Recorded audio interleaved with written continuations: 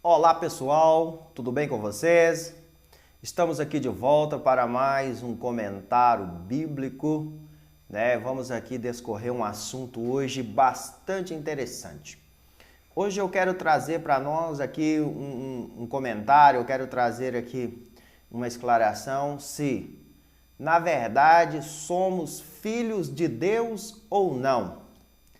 É um assunto muito interessante, né? Muitas pessoas aí são indagadas se é ou se não é filho de Deus, se podemos falar que somos ou não somos filho de Deus, né?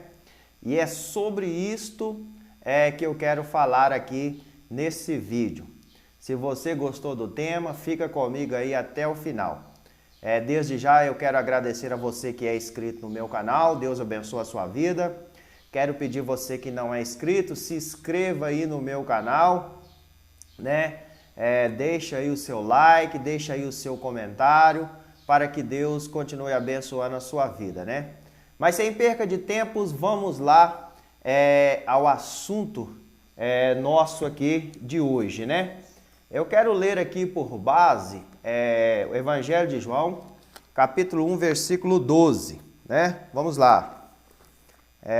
Evangelho de João, capítulo 1 e o versículo de número 12. Diz assim a palavra, a Bíblia Sagrada.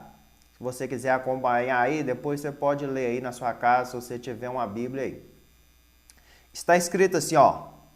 Mas todos quantos o receberam, deu-lhe o poder de ser feito filho de Deus, aos que crer no seu nome. João está falando aqui porque Jesus veio para os judeus e os judeus o rejeitaram. Então, todos quanto, o receberam quem? Jesus. Deu-lhe o poder de serem feitos, filhos de Deus, serem feitos. Eles não eram, nós não éramos, mas aqueles que receberam a Jesus Cristo, foi-lhe dado o poder, o direito de ser feito filho de Deus. Mas tem um versículo que completa esse versículo e é ele que eu quero discorrer, porque ele saiu da boca do próprio Senhor Jesus. E o próprio Senhor Jesus, ele nos dá a instrução, do que nós devemos ser feito para sermos filhos de Deus. Então, dentro desse versículo, que tem as instruções, cada um que me ouve vai poder olhar para dentro de si e dizer se é ou se não é, filho de Deus. É um esclarecimento, é uma coisa bem importante. Eu achei de suma importância. Então vamos lá, vamos ler aqui mais um versículo.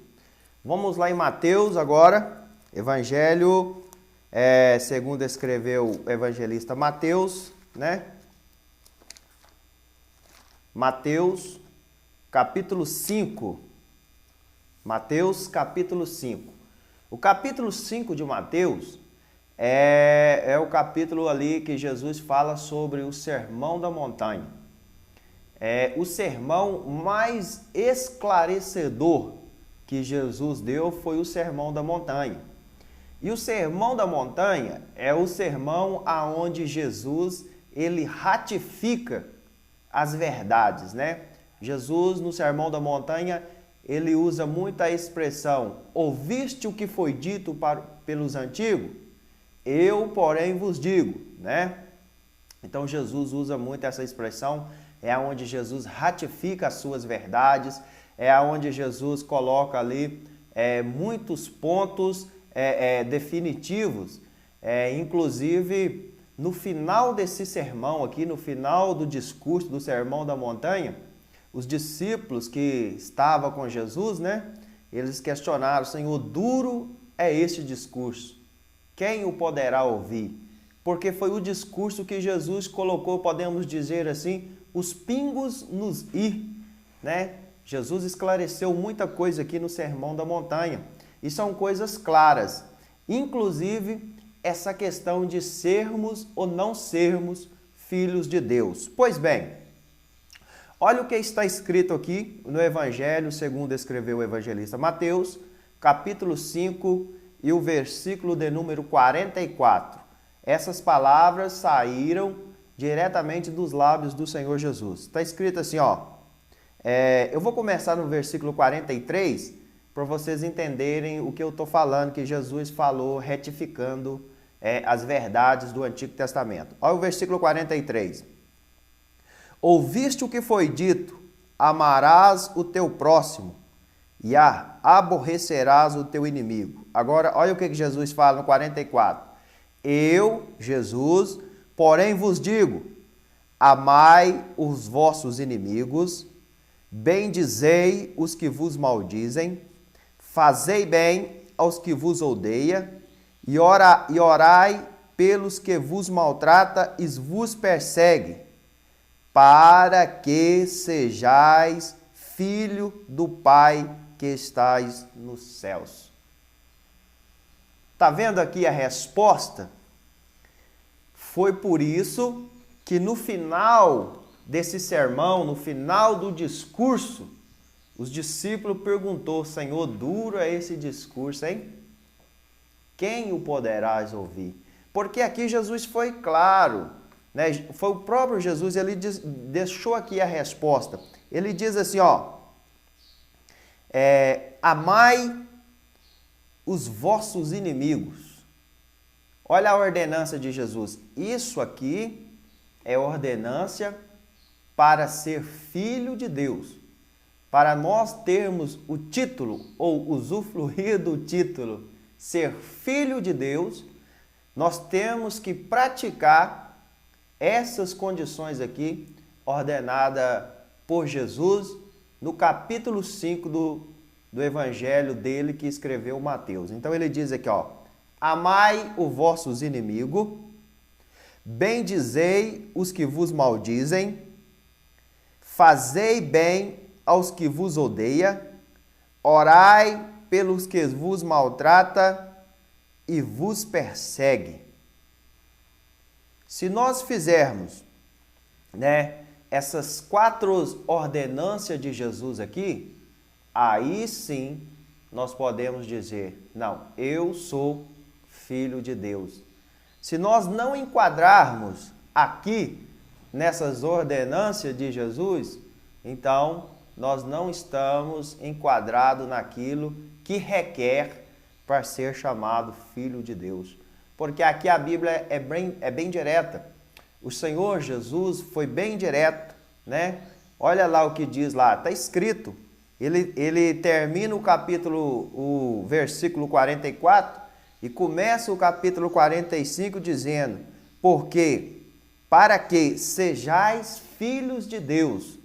Então, essa é a resposta. Se você está em dúvida se você é filho de Deus ou não, ou o que você tem que fazer para se tornar filho de Deus ou não, aqui está a sua resposta. Está no Evangelho de Jesus Cristo, segundo escreveu Mateus, no capítulo 5, versículos 43, 44 e 45.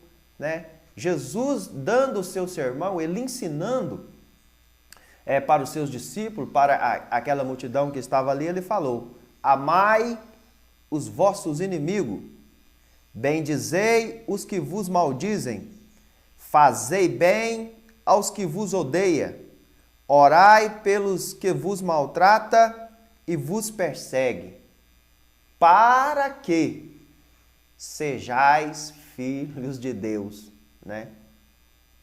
Então a Bíblia é bem clara nesse ponto, muito bem clara, é esclarecedor. Isso aqui não é difícil de entender, né? É difícil de praticar. Aí eu concordo. Porque é difícil amar os vossos inimigos, os nossos inimigos. É difícil bendizer os que nos maldizem. É difícil fazer bem, né, aos que nos odeiam. Orar pelos que nos maltratam, sim, é difícil. Mas Jesus sempre andou na contramão da razão, né? Então ele deixou bem claro que para nos tornarmos filhos de Deus, né, precisamos passar aqui por esses crivos aqui. Está dentro aqui dessas vontades, dessas ordenanças de Jesus. E isso é tão importante porque Jesus está discursando, ele está ensinando aqui os discípulos e a multidão que os ouve. Então, quando mais adiante nós chega ali no capítulo 6, no capítulo 6, o capítulo 5 aperta, o capítulo 6, os discípulos pedem Jesus para ensiná-los a orar. E no capítulo 6, no versículo 9, Jesus ensina a oração do Pai Nosso para os discípulos, né? E a oração do Pai Nosso, quando Jesus ensina ele dizendo: Pai Nosso que estás nos céus, venha a nós o teu reino. A palavra reino, aqui no original do Pai Nosso, a palavra reino é domínio. A palavra reino aqui não está ligado à comida, não está ligado à bebida, não está ligado a um palácio, a coisas luxuosas. Não, a palavra reino aqui está ligado a domínio. Então, Jesus no original estava falando para os discípulos, ensinando que eles pedissem que viesse sobre eles o domínio dos céus, a direção dos céus, porque o filho obediente, ele está sobre o domínio, né? Sobre a ordem, sobre a direção do seu Pai. Por isso que no capítulo 5, Jesus dá essas diretrizes, porque no capítulo 6 ele ensina a oração do Pai Nosso, né? E a oração do Pai Nosso está ligado aqui ao controle, ao Pai ter o controle sobre os filhos, ter o domínio, né, sobre o filho. Porque o reino, por isso que quando eles empregam a palavra reino, venha sobre nós o teu reino. Por quê?